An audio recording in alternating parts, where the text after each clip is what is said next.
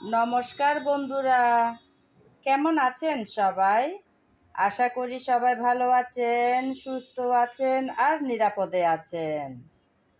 ধর্ম যার যার, উৎসব সবার। এখন কিন্তু ঈদ চলছে, আর এই ঈদের মধ্যে সবার স্কুল, কলেজ, অফিস সব বন্ধ। তাই হচ্ছে ঘোরাঘুরি আর মজার মজার খাবার দাবার। কিন্তু গরম তো চলেই আসছে।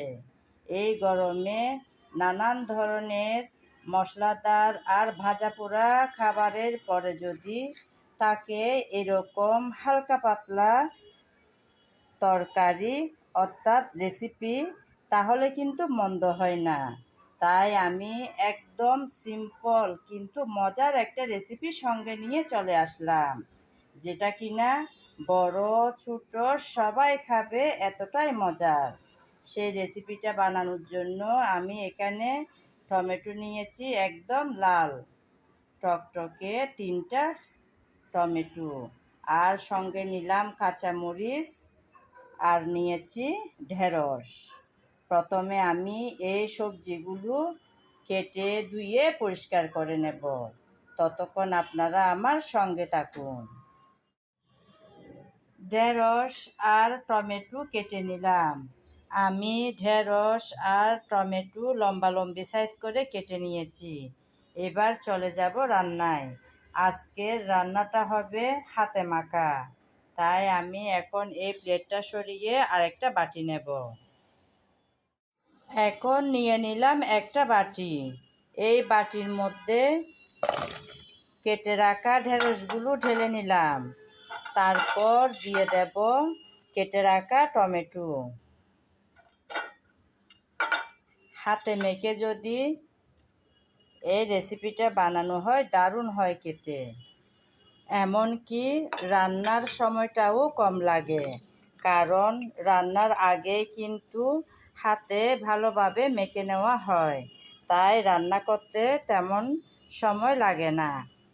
পেঁয়াজ দিয়ে দিলাম। এখন পেঁয়াজটা একটু বেশি পরিমাণের দিলেই এই রেসিপিটা ভালো লাগে খেতে। তাই আমি আমার পরিমাণ মতো পেঁয়াজ দিয়ে দিলাম। এখন দিয়ে দিচ্ছি কাঁচামরিচ, কয়েকটা ফালি করে রেখেছি সেগুলো। ঝালটা আপনারা আপনাদের পছন্দ মতন দেবেন, তবে ঝাল ঝাল হলেই ভালো লাগে। এখন দিয়ে দেব স্বাদ মতো লবণ, তারপর হলুদ, তারপর দেব সামান্য পরিমাণের লাল মরিচের পাউডার। ঝালটা আপনাদের পছন্দ অনুযায়ী দেবেন। এখন দেব জিরা পাউডার। এখন সবগুলো মশলা দিয়ে ভালোভাবে মেখে নিতে হবে। এই মশলা মাখানোর উপরে নির্ভর করবে আজকের এই ঢেঁড়সের রেসিপিটা কতটুকু মজার হবে। এভাবে করলে সময়টাও কিন্তু কম লাগবে, কারণ একসাথে সবগুলো বাটির মধ্যে মেখে তারপর একবারে বসিয়ে দেব চুলায়। সবগুলো ভালোভাবে মেখে আমি ফিরে আসবো আপনাদের মাঝে। ভালোভাবেই ঢেঁড়স আর সব কিছু একসাথে মেখে নিলাম। ভালোভাবে মাখলে ঢেঁড়সের ভিতরে লবণ, মরিচ, সব ধরনের মশলা ভালোভাবে প্রবেশ করবে। তাই খেতেও হবে দারুণ। এখন চলে যাব রান্নায়। রান্নাটা বসানোর জন্য চুলায় একটা প্যান বসিয়ে তাতে কিছুটা পরিমাণ তেল দিয়ে দিলাম।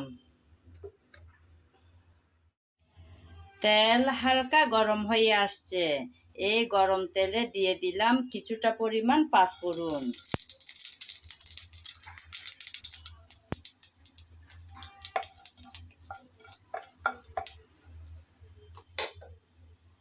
এখন দিয়ে দেব মেখে রাখা ঢেঁড়স।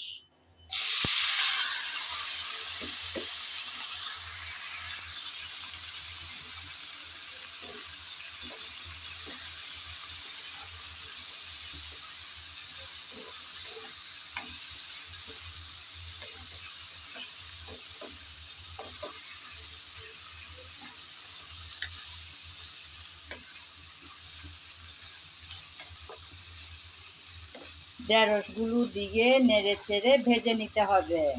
চুলার আগুনটা কিন্তু বড় রাখতে হবে। চুলার আগুন ছোটো করে দিলে ঢেঁড়স থেকে পানি বের হয়ে যাবে। তখন আর এই রান্নাটা দেখতে আর খেতে ভালো লাগবে না। দেখতেও ভালো লাগবে না, খেতেও কিন্তু ভালো লাগবে না। তাই আজকের এই রেসিপিটাতে চুলার আগুন অবশ্যই বড় রেখে রান্নাটা সারতে হবে। আমি ঢেঁড়স দেওয়ার পর নেড়েচেড়ে ভালোভাবে মিশিয়ে নিচ্ছি।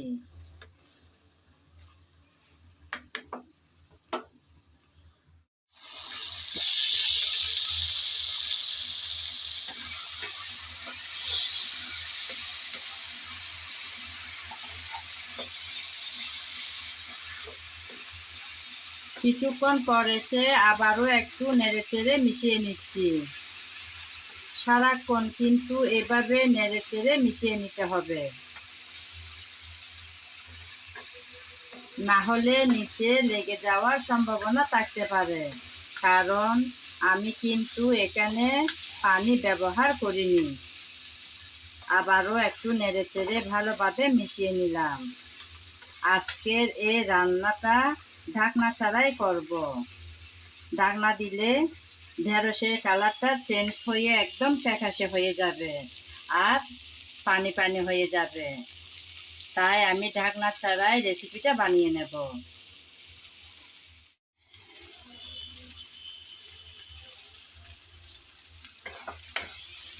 আবারও চলে আসলাম কিছুক্ষণ পর, একটু নেড়েচেড়ে মিশিয়ে নিচ্ছি। অনেকটাই কিন্তু সিদ্ধ হয়ে আসলো। এই রেসিপিটা এমনভাবে করব ঢেঁড়স সিদ্ধ হবে কিন্তু ভেঙে একদম কাদা কাদা হয়ে যাবে না, আর পিছলা ভাবও হবে না। অনেকেই আছেন এই সবজিটা ভীষণ পছন্দ করে, আবার দেখা যায় অনেকে একদম পছন্দ করে না ঢেঁড়সের পিছলা ভাতের কারণে। আমি আজকে যেভাবে বানাবো এটাতে কিন্তু ঢেঁড়সের একদম পিছলা ভাব হবে না।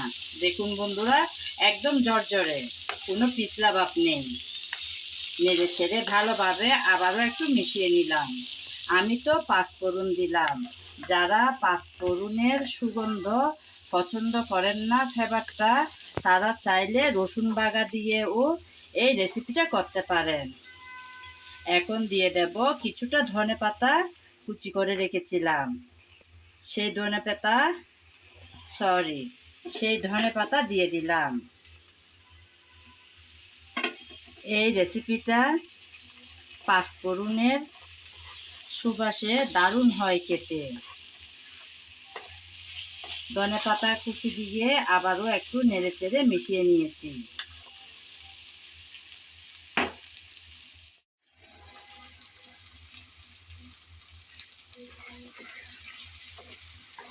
আবারও কিছুক্ষণ পর চলে আসলাম বন্ধুরা। আমার আজকের এই মজাদার রেসিপিটা একদম রেডি। দেখুন বন্ধুরা কি সুন্দর ঝরঝরে হয়েছে, একদম কিন্তু কোনো পিছলা ভাব নেই। এভাবে বানিয়ে দিলে যারা পছন্দ করে না পিছলা ভাবের কারণে এই মজাদার সবজিটা, তারাও কিন্তু চেয়ে খাবে।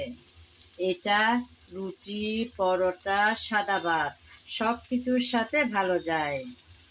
যখন সব সময় একদম পরপর বেশি মশলাদার খাবার আর ভাজা পোড়া খাওয়া হবে, এরপরে কিন্তু চাইলে গরম গরম ভাত দিয়ে এরকম সিম্পল মশলাযুক্ত খাবার ভীষণ ভালো লাগবে খেতে। চাইলে আপনারা একবার ট্রাই করতে পারেন আমার রেসিপিটা ফলো করে। আজ এ পর্যন্ত। সবাই ভালো থাকবেন, সুস্থ থাকবেন আর নিরাপদে থাকবেন।